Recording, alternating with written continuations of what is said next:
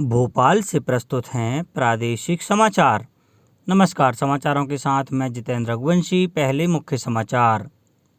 Budget सत्र आज से 1 फरवरी को पेश होगा केंद्रीय बजट।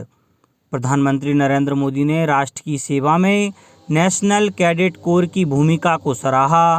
राज्यपाल ने महिला उद्यमियों से किया आह्वान, दूरस्थ और पिछड़े अंचलों की महिलाओं के आर्थिक सशक्तिकरण में दे योगदान। और प्रदेश में शीतलहर जारी, आम जनजीवन हुआ प्रभावित। अब समाचार विस्तार से। संसद का बजट सत्र राष्ट्रपति रामनाथ कोविंद के संसद के दोनों सदनों की संयुक्त बैठक के संबोधन के साथ आज से शुरू हो रहा है। वर्ष 2021-22 का केंद्रीय बजट 1 फरवरी को पेश किया जाएगा। देश के इतिहास में पहली बार कागज रहित बजट प्रस्तुत किया जाएगा।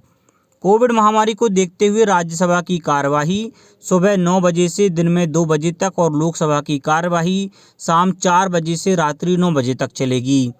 बजट सत्र का पहला हिस्सा 15 फरवरी को संपन्न होगा, जिसमें 12 बैठकें होंगी। बजट सत्र का दूसरा हिस्सा 8 मार्च से 8 अप्रैल तक चलेगा और उसमें 21 बैठकें होंगी। सरकार ने लोकसभा और राज्यसभा में सुचारू कार्यवाही को सुनिश्चित करने के लिए सभी राजनीतिक दलों के सहयोग के लिए शनिवार को सर्वदलीय बैठक बुलाई है। राज्यसभा के सभापति एम वेंकैया नायडू ने रविवार को उच्च सदन में सभी राजनीतिक दलों की बैठक बुलाई है। प्रधानमंत्री नरेंद्र मोदी ने राष्ट्र की सेवा में राष्ट्रीय कैडेट कोर (एनसीसी) की भूमिका की सराहना की है। उन्होंने कहा कि कैडेटों ने बाढ़ से लेकर सभी प्रकार की प्राकृतिक आपदाओं के दौरान लोगों की मदद की है। श्री मोदी ने कहा कि कोरोना काल के समय लाखों कैडेटों ने देश भर में प्रशासन और समाज के साथ मिलकर काम किया। एनसीसी रैली को कल नई दिल्ली में संबोधित करते हुए प्रधानमंत्री ने कहा कि कोविड के दौरान लोगों द्वारा अपनी जिम्मेदारियां निभाने से देश ने इसके कारगर परिणाम देखे हैं और उनके प्रयास से भारत इस महामारी से बेहतर ढंग से निपट सका है। केंद्रीय महिला बाल विकास मंत्रालय द्वारा नारी शक्ति पुरस्कार के लिए ऑनलाइन आवेदन 31 जनवरी तक आमंत्रित किए गए हैं। वर्ष 2020 के लिए यह पुरस्कार अंतर्राष्ट्रीय महिला दिवस 8 मार्च को नई दिल्ली में दिए जाएंगे। नारी शक्ति पुरस्कार महिला बाल विकास मंत्रालय की एक पहल है। यह पुरस्कार व्यक्तियों और संस्थानों द्वारा समाज में महिलाओं के लिए महत्वपूर्ण और सकारात्मक बदलाव की दिशा में किए गए असाधारण योगदान के लिए दिया जाता है। इस वर्ष 15 व्यक्तियों, संस्थानों, एनजीओ आदि को यह पुरस्कार दिया जाएगा। इसमें प्रशस्ति पत्र और 1 लाख रुपए दिए जाएंगे। पुरस्कारों की घोषणा 20 फरवरी तक की जाएगी। रीवा के समाजसेवी मुकेश एंगल ने कोविड-19 के खिलाफ चलाए जा रहे जन आंदोलन का समर्थन करते हुए लोगों से जारी गाइडलाइन का पालन करने की अपील की है। राज्यपाल आनंदीबेन पटेल ने महिला उद्यमियों का आह्वान किया है कि गरीब, दूरस्थ और पिछड़े अंचलों की महिलाओं के साथ जुड़ें, उनकी समस्याओं के समाधान में सहयोग करें। वे कल confederation of all India traders की महिला विंग द्वारा सैनिटरी नैपकिन लॉन्चिंग कार्यक्रम को मुख्य अतिथि के रूप में ऑनलाइन राजभवन लखनऊ से संबोधित कर रही थीं। उन्होंने कहा कि महिलाओं को जागरूक बनाने के प्रयास करें। वर्तमान युग नारी शक्ति का युग है। हर महिला आर्थिक रूप से सशक्त हो, इसके प्रयास किए जाएं। राज्यपाल श्रीमती पटेल ने कहा कि आर्थिक उन्नति के साथ ही सामाजिक दायित्वों को निभाना जरूरी है। सरकार के प्रयासों के साथ ही समाज को भी टीबी रोगियों के उपचार, विषम पारिवारिक परिस्थितियों से पीड़ित पिछड़ी और गरीब महिलाओं की मदद करनी चाहिए। स्कूलों में पढ़ने वाली बालिकाओं के लिए सैनिटरी नैपकिन रियायती दर पर उपलब्ध करवाने की जरूरत बताई।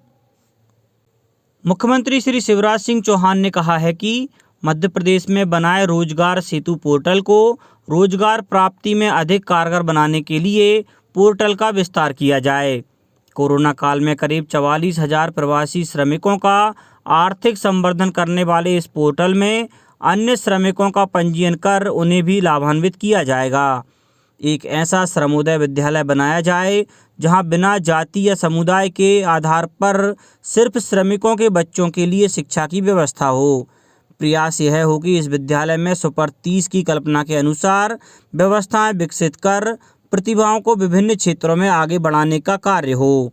मुख्यमंत्री श्री चौहान ने कल आत्मनिर्भर भारत के अंतर्गत आत्मनिर्भर मध्य प्रदेश के रोड मैप के निर्माण के पश्चात विभागों द्वारा की जा रही गतिविधियों की जानकारी प्राप्त करते हुए यह बात कही।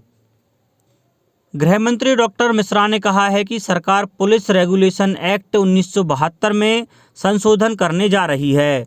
मार्च 2021 तक इसे अमली जामा पहनाया जाएगा। विभाग द्वारा तैयार किए गए नए प्रस्ताव के अंतर्गत कांस्टेबल से लेकर टीआई स्तर तक के अधिकारियों को उच्च पद का प्रभार सौंपा जाएगा।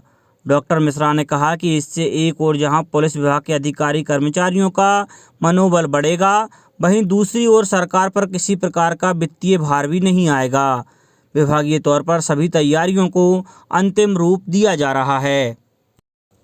लोकायुक्त पुलिस ने गुरुवार को पिछड़ा वर्ग एवं अल्पसंख्यक कल्याण विभाग के सहायक संचालक HB सिंह को 25,000 रुपये की रिश्वत लेते पकड़ा है। सिंह ने यूएस में पढ़ाई के लिए ओवरसीज स्कॉलरशिप की राशि बढ़ाने के एवज में 2 लाख रुपए मांगे थे। धार जिले के बल्लभ पाटीदार नामक किसान उन्हें शाम करीब 6 बजे ऑफिस में 25,000 रुपये देकर बाहर आ गया था। कुछ देर बाद सिंह सरकारी गाड़ी में बैठकर घर के लिए रवाना हुए।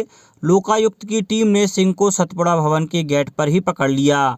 खास बात यह है कि HB सिंह 2 साल बाद रिटायर होने वाले हैं। लोकायुक्त भोपाल के मुताबिक धार के किसान बल्लभ पाटीदार ने शिकायत की थी, विदेश में पढ़ाई के लिए राज्य सरकार स्कॉलरशिप देती है। उनके बेटे हेमंत पाटीदार का चयन इस योजना के तहत हुआ था।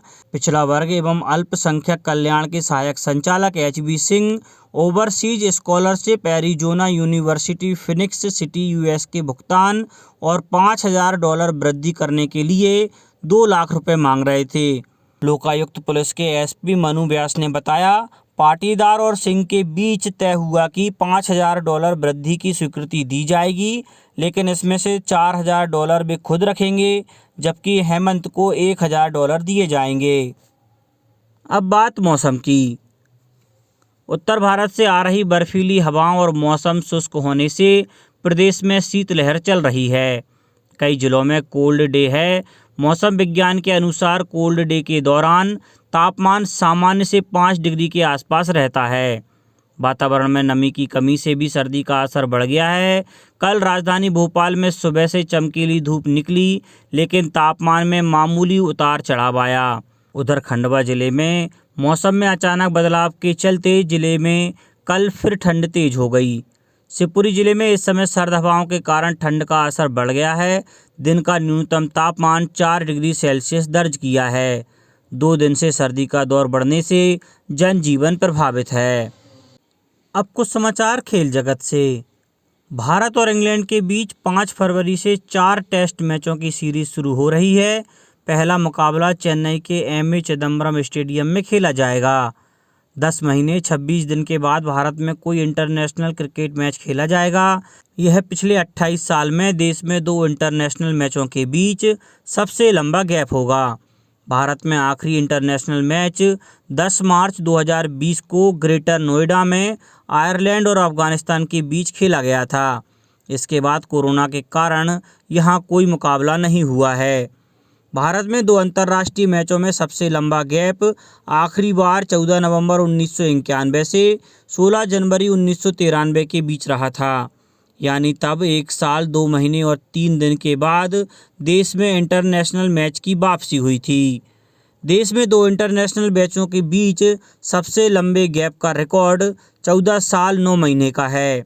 भारत ने 10 फरवरी 1934 से इंग्लैंड के खिलाफ चेन्नई में शुरू हुए टेस्ट के बाद घर में अगला मैच 10 नवंबर 1948 को दिल्ली में वेस्टइंडीज के खिलाफ खेला था। इस गैप के पीछे भारत के स्वतंत्रता आंदोलन और दूसरे वर्ल्ड वॉर का अहम योगदान था। अब कुछ समाचार संक्षेप में।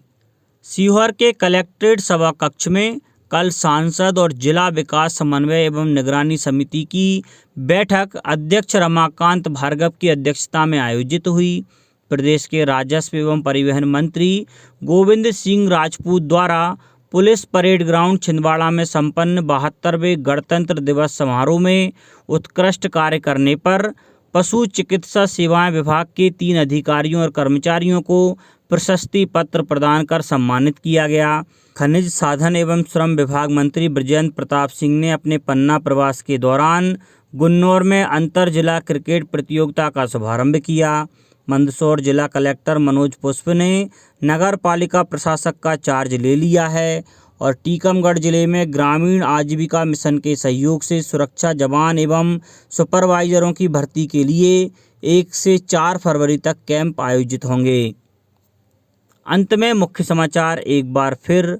बजट सत्र आज से 1 फरवरी को पेश होगा केंद्रीय बजट। प्रधानमंत्री नरेंद्र मोदी ने राष्ट्र की सेवा में नेशनल कैडेट कोर की भूमिका को सराहा। राज्यपाल ने महिला उद्यमियों से किया आह्वान, दूरस्थ और पिछड़े अंचलों की महिलाओं के आर्थिक सशक्तिकरण में दें योगदान।